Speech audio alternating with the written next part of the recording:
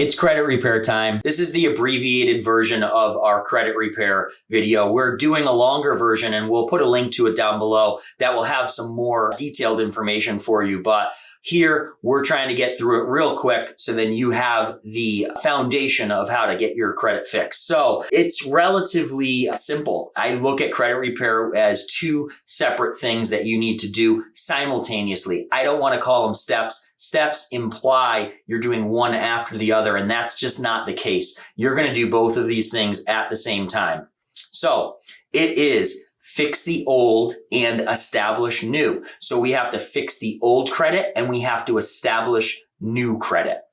All right, let's start with fixing the old. It should go without saying that if you've got some things behind, you need to catch those things up. If you've got collections, charge-off, judgments, you need to get those things paid off. You can negotiate for less than is due. You can even, and this is probably your best option, negotiate that if you pay these items off, that they will remove it from your credit as if it never existed in the first place. That will give you the most boost to your credit because now it's gone completely and it's as if it never happened. If there's inaccuracies on your credit report, you do want to get those corrected as well. But disputing everything rarely works these days. When you dispute everything, the automated systems come back and they verify that stuff so quickly that disputing everything doesn't work like it did 20 years ago. But absolutely, if there are inaccuracies, get those inaccuracies corrected. We need to fix the old stuff, and we also need to, at the same time, establish new credit.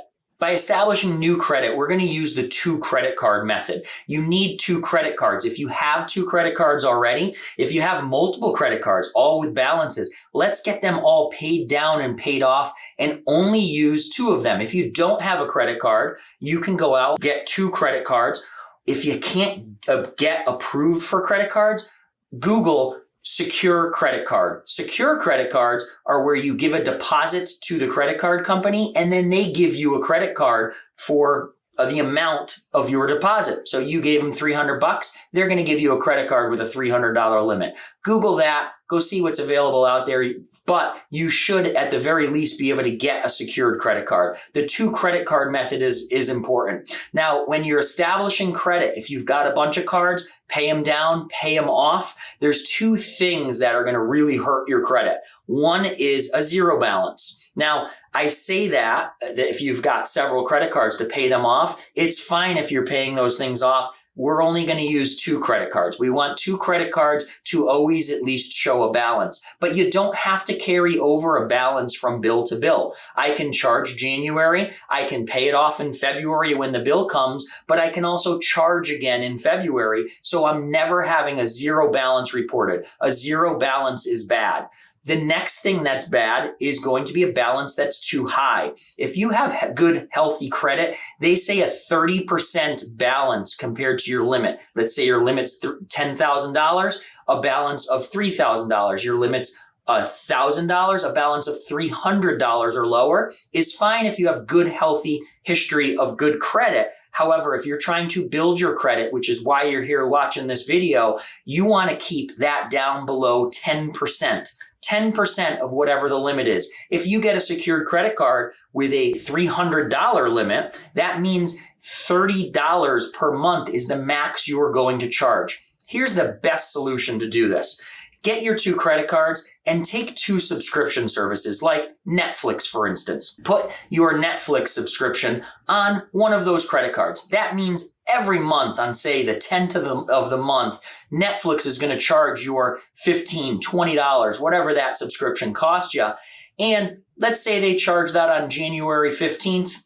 Well, in February, you're going to pay it off. You're not going to pay it off early. Sometimes people charge and then they immediately pay off and they think they're doing good. They're not. They charge, they immediately pay off. When that credit card company goes and reports, they're reporting a zero balance because you never are holding over a balance through your pay cycle or your charge cycle, I should say. So Netflix charge on the 10th, Netflix charge on the 15th. Great. When the bill comes, just pay it on time, not early, on time. And by the time you pay it, guess what's going to happen the following month? Netflix is going to charge you again the following month. So what you're doing is you're consistently charging and you're consistently paying it off the next month. But the following month, you're also charging again, so you'll never have a zero balance. We don't want a zero balance, and we don't want our balance to be up over 10%.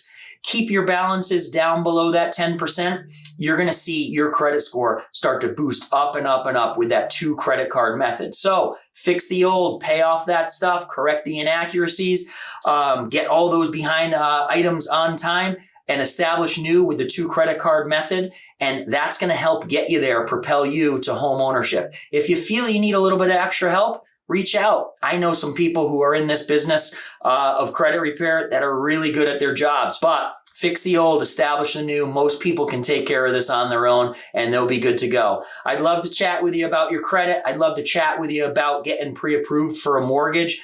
All my information's in the bio. Reach out. Let's talk.